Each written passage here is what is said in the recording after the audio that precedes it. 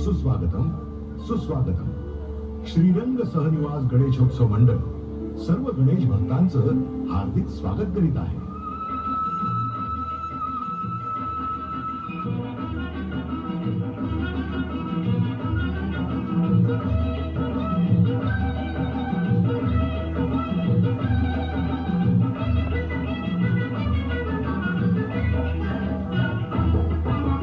झुक झुक झुक झुक अगीन गाडी धुरांच्या रेखा हवेत काढी पळती झाडे पाहूया मामाच्या गावाला जाऊया जाऊया मामाच्या गावाला जाऊया.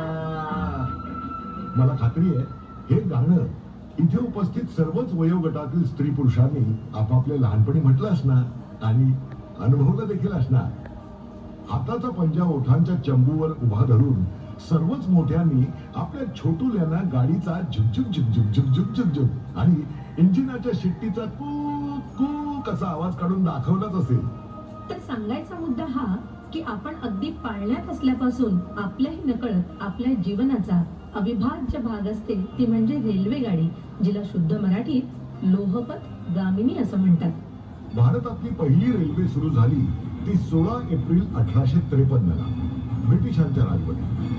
तेव्हाचं बोरी बंदर स्थानक म्हणजे आजचं छत्रपती शिवाजी महाराज टर्मिनस ते तेव्हाचं श्री स्थानक म्हणजेच ठाणे अशी पहिली ट्रेन धावली तेव्हा त्या ट्रेन मधून सुमारे 400 नागरिकांनी प्रवास केला होता. आणि तेव्हापासून सुरू झालेला रेल्वेचा हा प्रवास आज मुंबई ठाण्यासहित संपूर्ण भारतात पसरला, वाढला. मुंबई हे नुसतं एक स्वप्नपूर्तीचं शहर नाही, तर मुंबई स्वतः एक संस्कृती आहे. सगळ्यांना सामावून घेणारी मुंबई हा एक अनुभवण्याचा विषय आहे. आणि या मुंबईची लाईफलाईन म्हणून ओळखली जाते ती म्हणजे मुंबई उपनगरी रेल्वे. मुंबई उपनगरी रेल्वे पूर्वी 3 वेगवेगळ्या भागांमध्ये विभाजित होती: मध्य, पश्चिम आणि हार्बर. आता यांच्या जोडीला ट्रान्स हार्बर मार्ग, नेरूळ उरण मार्ग आणि पनवेल दिवा वसई अशीही विभागणी झालेली दिसून येते. उपनगरी रेल्वेनं मुंबईत 75 लाखांहून अधिक प्रवासी दररोज प्रवास करतात. ही संख्या संपूर्ण भारतीय रेल्वेच्या एकूण प्रवासी संख्येच्या अर्ध्याहून जास्त आहे. यावरूनच मुंबईच्या लोकल ट्रेन्सच्या अफाट कामकाजाचा अंदाज येतो आणि वर्षानुवर्षे ही सेवा पुरवणाऱ्या सर्वच अधिकारी आणि कार्यकुशल तंत्रज्ञ यांच्या प्रति आदर वाढतो. लोकल गाड्यांमधील प्रचंड गर्दी आणि येणारा ताण थोड्याफार प्रमाणात कमी करण्यासाठी आणि वाढत्या प्रवाशांना सामावून घेण्यासाठी मुंबईत मेट्रो आणि मोनो रेल्वेही सुरू झाले आहे. हे सगळं ऐकून जर कोणाला मुंबईच्या लोकलची धास्ती वाटत असेल ना, तर त्याने मुंबई लोकल मधून नक्की प्रवास करून बघावा. मुंबई लोकल मध्ये काय नाहीये? महानगरांमधून लुप्त होत जाणारा माणुसकीचा झरा इथे अव्याहतपणे वाहत असतो. चौथ्या सीटची चैन आणि मजा इथेच अनुभवायला मिळते. एवढ्या गर्दीतही किरकोळ सामान विकायला येणारे कुशल विक्रेते आणि त्यांच्याकडून विकत घेणारे चोखंदळ ग्राहकही इथलेच. एवढी अफाट गर्दी असूनही या गर्दीत सुरक्षित वाटतं. रिक्षा, टॅक्सी, बसेस यांच्यापेक्षाही स्त्री वर्गाची पसंती रेल्वेला असण्याचं कारण देखील रेल्वेतील आणि रेल्वे स्थानकातील सुरक्षा तसंच रेल्वे पोलिसांचं सहकार्य. रोजच्या प्रवासात घट्ट होत जाणारी मैत्री, रेल्वेचा रोजच्या डब्यातला ग्रुप, केवळ चेहऱ्यानं एकमेकांना ओळखीची झालेली, कुठलंही लेबल नसलेली ही नाती रक्ताच्या नात्यांसारखी घट्ट आणि हवी हवीशी वाटू लागतात. सगळे सणवार इथे या लोकलमध्ये साजरे होऊ लागतात. लोकलमध्ये दहीहंडी, कृष्ण जन्मोत्सव साजरा होतो. दिवाळी, दसरा होतो. बायकांच्या मंगळागौरी देखील होतात. गेल्या अनेक वर्षांपासून साजरी होणारी आषाढी एकादशीची वारी ही लोकल मधल्या या तमाम चाकरमान्यांना विठ्ठलाच्या दर्शनाचा आनंद देऊन जाते. विठ्ठल नामाचा जयघोष आणि गाडीचा धडक धडक या जपाचा ताल यामध्ये तादात्म्य साधलं की सर्व प्रवाशांनाही या प्रवासात वारीचं पुण्य लाभतं. दररोजच्या प्रवासातला भजनांचा आनंद हा या प्रवासातला क्षणभर विरंगुळा नसून तो कुठेतरी या सर्व प्रवाशांना आध्यात्मिक आनंद देखील देऊन जातो, नवीन नाती रुजवतो. जगभरात प्रसिद्ध असलेला आपला मुंबईचा डबेवाला त्याच्या कार्यशैलीबद्दल सर्वांनाच अचंबित करणारा ठरलाय. पण त्याच्या कार्यातील एक महत्वाचं साधन म्हणजे आपली मुंबई लोकल. या रेल्वेच्या जाळ्यामुळे आणि अचूक कारभारामुळे डबेवाले त्यांच्या इच्छित स्थळी योग्य वेळेवर पोहोचू शकतात. हीच गोष्ट रोजच्या रोज नोकरी धंद्यावर जाणाऱ्या लाखो लोकांना देखील आश्वस्त करते. लोकल है तो मुमकिन है.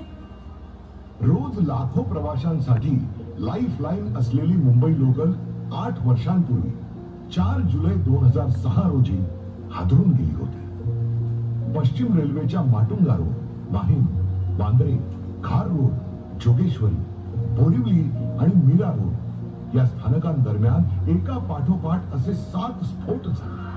अतिरेकी संघटनांनी 11 मिनिटात लोकलमध्ये योजनाबद्धरित्या हे बॉम्बस्फोट घडवून आणले. यात 209 मुंबईकरांचा बळी गेला तर 714 जण जखमी झाले. या संपूर्ण घटनेनं मुंबईसह देशभरात एकच खळबळ उडाली. मुंबईकरांसाठी आणि मुंबईच्या लाईफलाईनसाठी आजही त्या काळ्या दिवसाची आठवण नकोशी वाटते. पण त्यानंतर देखील मुंबईकरांचं स्पिरिट मात्र जराही कमी झालं नाही. त्या दुर्घटनेनंतरही मुंबई आणि मुंबई लोकल पुन्हा उभी राहिली आणि जशी होती तशीच धावायला लागली. मुंबई लोकलची अविरत धडधड म्हणजे जणू काही या मुंबई नगरीच्या हृदयाची धडधड आहे. शहर जिवंत असल्याची खूण आहे. पण कोरोनाच्या संकटाशी लढा देण्याकरता लोकल सेवा सर्वसामान्य नागरिकांसाठी बंद करण्यात आली. मात्र तेव्हाही अत्यावश्यक सेवेतील कर्मचारी आणि वैद्यकीय वा तत्सम इमर्जन्सी असलेल्या लोकांकरता आपला जीव धोक्यात घालून रेल्वेतील कर्मचारी आणि तंत्रज्ञ आपलं कर्तव्य बजावत होते. लवकरच पुन्हा एकदा मुंबई आणि मुंबई लोकल नव्या जोमानं, नव्या वेगानं, नव्या उत्साहात कार्यरत झाली. भारतभर पसरलेल्या या रेल्वेच्या जाळ्यामुळे लाखो लोकांना रोजगाराच्या संधी उपलब्ध झाल्या. लोकल्सच्या अंगाखांद्यांवर चिकटवलेल्या जाहिरातींमधूनही व्यावसायिकता दिसून येते. मोनो, मेट्रो आणि लोकलही आता एसी झाल्यात. भारतभर विस्तारलेल्या या रेल्वेतील मुंबई ठाणेकरांच्या किंवा मराठी माणसाच्या मनाजवळील मनातील अभिमानाचं स्थान म्हणजे कोकण रेल्वे.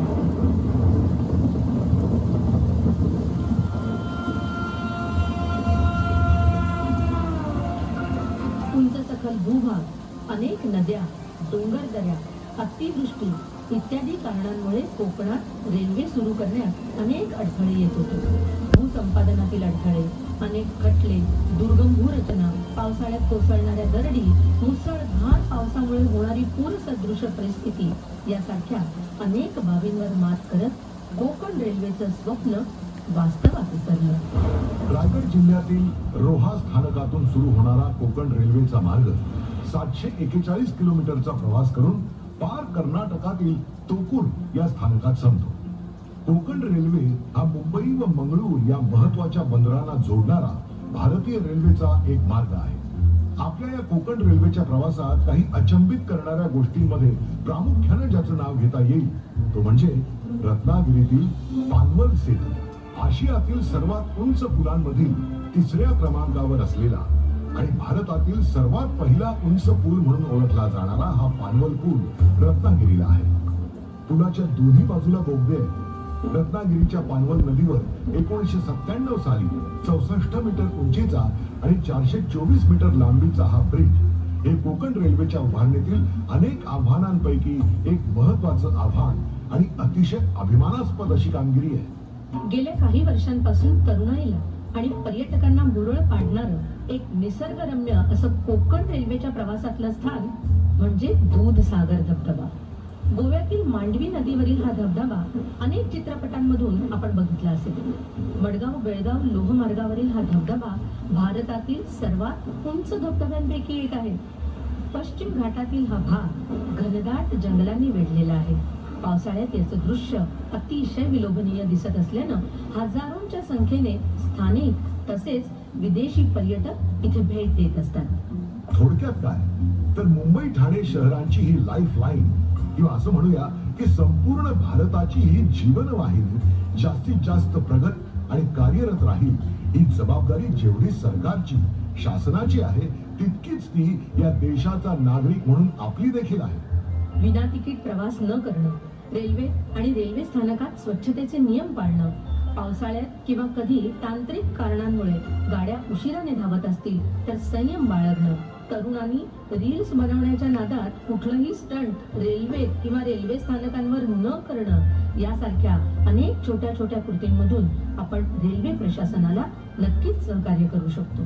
आपल्याला लोकलची इतकी सवय झाली आहे की रिटायर्ड झाल्यानंतरही केवळ सवयीनं नाही तर इथे रुजलेल्या फुललेल्या नात्यांच्या ओढीनं अनेक जण स्टेशन गाठतात.